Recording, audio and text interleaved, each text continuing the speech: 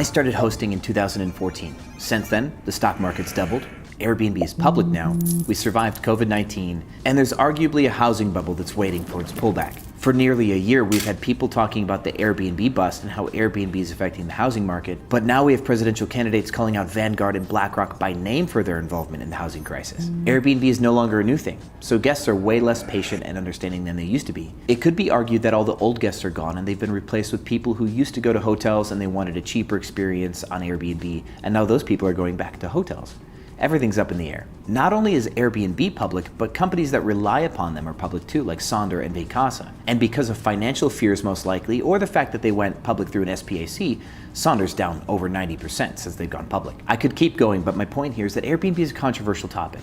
Not just its role in society, but whether or not it's a good business model. And my hot take on this controversial topic is yes, it's still a good business model, it's just not the one that you used to hear about 5 years ago. And my advice for you on how to succeed in 2023 is different than 2018. Definitely different. If you're an Airbnb host and you want to keep up with the times, or you're looking to get started, this video is going to help. So like, subscribe, the usual, let's jump in. First, I need to say, when I say Airbnb, I don't just mean Airbnb. It's a keyword. It does well on YouTube, and it might do well here on Spotify, since this is also going to Spotify. Did you guys know that I have a podcast? And podcasts can have video now. So if you're watching this on Spotify, thank you so much for being part of that. And if you're not watching this on Spotify, there's a link in the description so you can find my Spotify channel. Thank you. So what I mean, Airbnb is like the word Kleenex or Xerox. It's what people use to describe short-term rentals. Airbnb is a really short word for that. But there's other companies like VRBO. VRBO's been great. VRBO even ran Super Bowl ads, and that was really cool. Google is pushing into the space, not as an OTA, like Airbnb, VRBO, Booking.com, Marriott Homes and Villas, stuff like that, but they're crawling those websites. So if you're on Booking.com, Google will find your listings and pop them up when people search for vacation rentals on Google.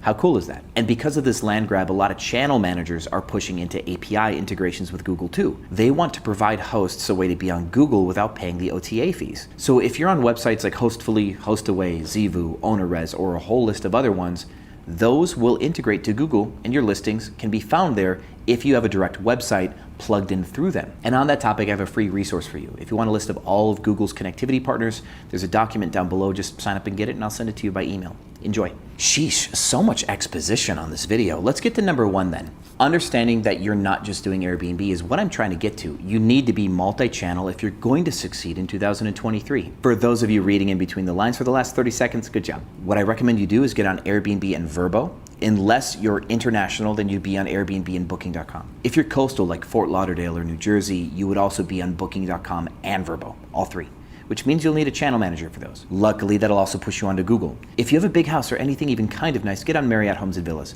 They allow customers to use Bonvoy points to book your place. Really cool. Now there are boutique sites like Bring Fido that are cool for people who want to bring their pet. And that might be good for you if you're pet friendly, so consider boutique sites too. And beyond just being multi-channel, I want you to consider ADA, disabled accessible properties. The truth is, the short-term rental market has a ton of ADA traffic that is not being serviced.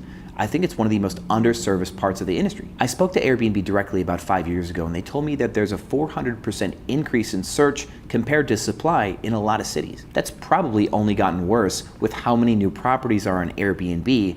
Not many of them are ADA. So if you want a new shot at getting customers without as much competition, consider ADA properties. Another way to break away from the competition, if that is a concern of yours, which we'll address later in this video, but another way to break away from that competition is design. And what's really cool about Airbnb is you can see other people's design. You can either push harder on something that's working or find out that people aren't doing anything that's working and try something new. And the cool thing about Airbnb is people love novelty. So if you have one listing that is unique, it'll probably get booked just because it's unique. There are so many examples of unique listings on Airbnb that are getting booked all the time, and we do not mean like a fake castle or a spaceship. We just mean good, unique interior design. I recommend that you study pricing strategy and market research as your ways to understand what other hosts are doing. If you know pricing strategy and market research, you can look at people's public-facing listings and see everything about their listing. You can see what prices they're charging, if they change their price, so you can reverse engineer their pricing strategy. You can see what they're doing to get booked, what their description says, how well you think they're doing on rank based on the quality of the listing. You can also identify what properties have what amenities in what neighborhoods and how much those properties are making compared to other ones that don't have those amenities. Like you can filter by pool or by not. I've got a really cool wish list hack for this, like using wish lists to do market research, and I teach that in my Gap market research webinar. I'm gonna put that down in the description too, since I'm putting everything in the description in this video. If I could encapsulate this thought into a summary, no matter what it is you do after this video ends, you need to understand that you have all the time in the world and to not rush it. Doing market research and finding the right properties in the right neighborhoods is an advantage that you have. See, everybody else is involved. And that's the opposite of the first mover advantage. We call that the fast follower. See, as everyone else is making mistakes in the market, or some people are making mistakes in the market, and other people are doing good things that they've learned the hard way, you can find out the good things that they're doing without having to learn it the hard way. You can just copy people. And I want you to really press that advantage. I want you to do more research than you think you should have to. I want you to look at dozens of properties and really get familiar with them and try to understand why they are or are not profitable. The more properties you look at, the more you'll understand what makes for great photos, what makes a great title, what makes a good pricing strategy, who's overcharging, who's undercharging, all of that.